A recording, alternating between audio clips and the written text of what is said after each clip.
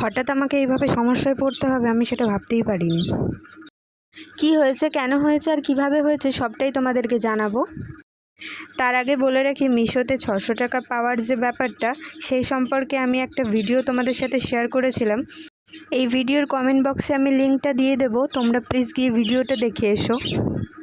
তোমরা কিভাবে কি করবে সেখানে সব কিছু ক্লিয়ার করে দেওয়া আছে। Hello guys, welcome to my channel. সবাই কেমন আছো? আশা করি ভালো আছো। আমি অনেক ভালো আছি। আবার চলে আসলাম একটা নতুন ভিডিওর সাথে। ভিডিও শুরুতে তো তোমাদেরকে বললামই আমার একটা সমস্যায় পড়তে হয়েছে।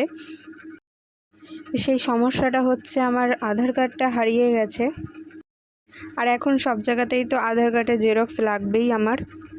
সেই জন্য আজকে হঠাৎ করে আধার অফিসে যেতে হলো আমাকে নতুন আধার কার্ড অ্যাপ্লাই করার জন্য।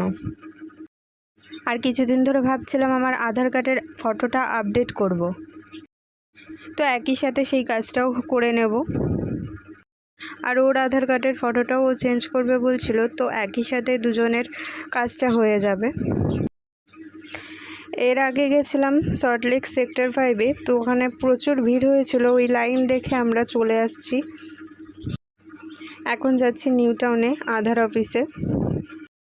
এখানে আর একবার আমি গিয়েছিলাম আধার লিঙ্ক করার জন্য, ওখানে অ্যাপয়েন্টমেন্ট নিয়ে গিয়েছিলাম। তো এখন আজকে অ্যাপয়েন্টমেন্ট নিইনি, তো দেখি হয় নাকি, গিয়ে হলে তো ভালোই হবে, আর না হলে আর কিছু করার নেই, আবার কালকে আসতে হবে অ্যাপয়েন্টমেন্ট নিয়ে।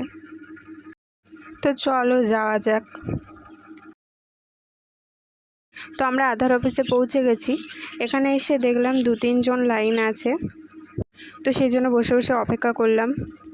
আমাদের সমস্যার সমাধান হয়ে গেছে। আমরা এখন যাচ্ছি বাড়ি। অনেকটা সময় লেগে গেল, আর আমার প্রচুর খিদেও পেয়ে গেছিলো। সেই জন্য এখানে মুড়ি ঘুগনি আর একটা অমলেট নিয়ে নিয়েছিলাম। সেটা খেয়ে রওনা দিলাম বাড়ির দিকে। তো রাস্তায় দেখলাম ডাব বিক্রি হচ্ছে, তো ওকে বললাম আমি ডাব খাবো। আর এখন তো ডাব খাওয়া খুবই ভালো, আর বাইরে প্রচণ্ড রোদ্দুর, তো একটা নিয়ে নিলাম ডাব। আর খাওয়ার পরে চলে আসলাম বাইকে উঠে বাড়ি। তো ভিডিওটা এইটুখানি। কি সবার কেমন লাগলো ভিডিওটা কমেন্ট করে জানিও প্লিজ। সবাই ভালো থেকো, সুস্থ থেকো। আবার একটা নতুন ভিডিওর সাথে আসবো। Tata, bye bye.